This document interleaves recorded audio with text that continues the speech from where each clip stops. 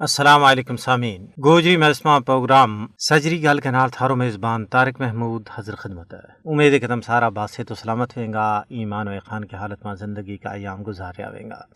اللہ تبارک و تعالیٰ تو دعا کہ ہم سبانہ صحت اور ایمان کی بہترین حالت میں رکھا ہے اور ہم اس عظیم مشن، عظیم قاصد، عظیم نصب العین پر ثابت قدم رکھا ہے جس واسطے ریاست جموں کشمیر کا لوگ آج تک بیش بہا اور لازوال قربانیاں کی عظیم داستان رقم کرتا آ رہا ہے۔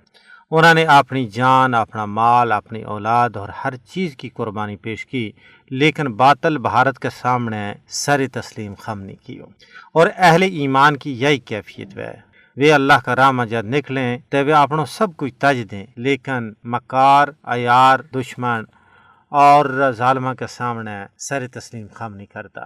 اور یقیناً ریاست جموں کشمیر کے لوگ صحابہ کرام اور قرون اولیٰ کا دوجا مسلمانہ کی تابندہ روایات نہ دہرا رہے ہیں، تجدید عہد کر رہے ہیں۔ بھارت دوجے پاس ہے نہ صرف کشمیر بلکہ پاکستان کے خلاف بھی پروپیگنڈو کر رہا ہے تاکہ وہ ریاست جموں کشمیر میں چلن والی آزادی کی مقدس اور ملی تحریک کی مدد تو اعانت نہ کرے۔ ہندوستان کو یہ پرانو وطیرو ہے کہ اس نے وہ کوئی موقع ہاتھوں نہیں جان دی تو جب پاکستان اور تحریک آزادی کشمیر کے خلاف بے بنیاد پروپیگنڈو نہ کی ہوا ہے۔ بھارت پاکستان کے خلاف ملٹی فرنٹ ہائیبرڈ جنگ چھیڑ رہا ہے۔ وہ پاکستان نہ منظم طریقہ نال غیر مستحکم کرنے واسطے اپنا سارا وسائل استعمال کر رہا ہے۔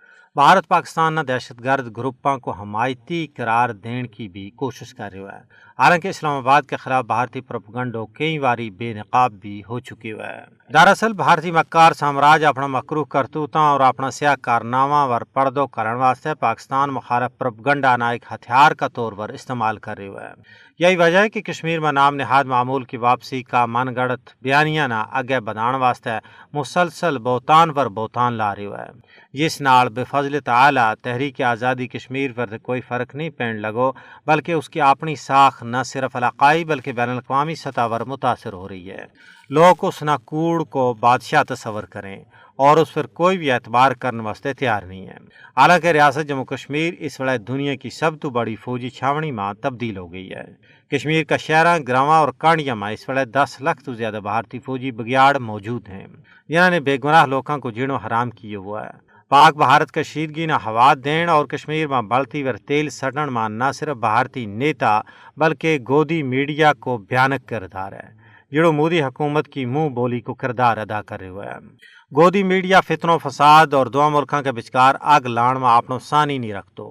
وہ کشمیر میں بھارتی دہشت گرد فوج کی کمینگی، درندگی اور فرعونیت تو دھیان ہٹان واسطے جھوٹ کو سارو لے رہی ہے۔ مودی حکومت اپنے پاکستان اور تحریک آزادی مخالف مہم نہ بداؤ دین واسطے جھوٹا بیانیہ، من گڑت شواہد اور جعلی مقابلہ کو سارو لے رہی ہے۔ بھارت اپنا آبائی علاقہ میں مقیم کشمیریوں کی مقامی جد و جہد آزادی نہ کراس بارڈر ٹیررزم قرار دے کے دنیا نہ کسی بھی صورت میں بے وقوف نہیں بنا سکتو، کیونکہ سچ نہ کوڑ کا پردہ میں ہرگز چھپایو نہیں جا سکتو۔